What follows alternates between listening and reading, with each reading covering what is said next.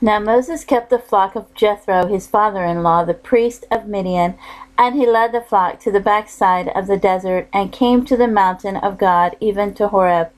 And the angel of the Lord appeared unto him in a flame of fire out of the midst of a bush. And he looked, and behold, the bush burned with fire, and the bush was not consumed. And Moses said, I will now turn aside and see this great sight, why the bush is not burnt.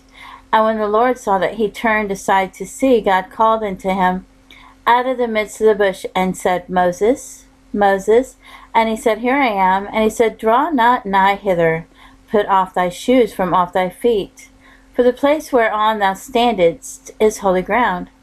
Moreover, he said, I am the God of thy father, the God of Abraham, the God of Isaac, and the God of Jacob. And Moses hid his face, for he was afraid to look upon God.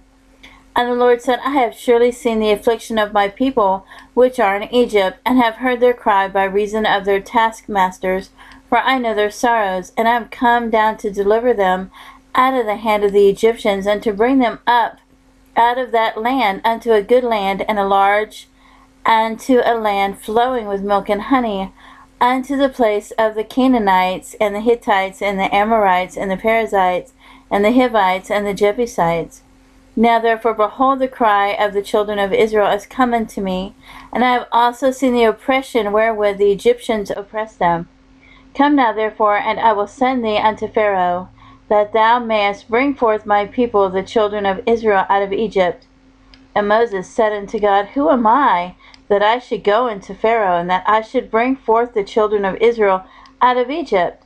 And he said, Certainly I will be with thee, and this shall be a token unto thee, that I have sent thee. When thou hast brought forth the people out of Egypt, ye shall serve God upon this mountain. And Moses said unto God, Behold, when I come unto the children of Israel, and shall say unto them, The God of your fathers hath sent me unto you, and they shall say to me, What is his name? What shall I say unto them?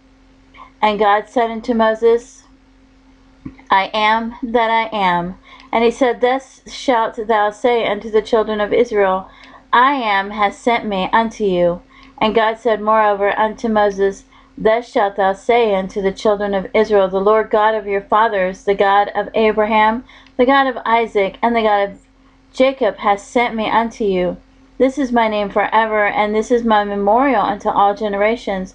Go and gather the elders of Israel together, and say unto them, The Lord God of your fathers, the God of Abraham, of Isaac, and of Jacob, appeared unto me, saying, I have surely visited you, and seen that which is done to you in Egypt. And I have said, I will bring you up out of the affliction of Egypt unto the land of the Canaanites, and the Hittites, and the Amorites, and the Perizzites, and the Hivites, and the Jebusites, unto a land flowing with milk and honey. And they shall hearken to thy voice, and thou shalt come, thou and the elders of Israel, unto the king of Egypt. And ye shall say unto him, The Lord God of Hebrews hath met with us, and now let us go, we beseech thee, 3 days' journey into the wilderness, that we may sacrifice to the Lord our God. And I am sure that the king of Egypt will not let you go, no, not by a mighty hand. And I will stretch out my hand and smite Egypt with all my wonders, which I will do in the midst thereof, and after that he will let you go.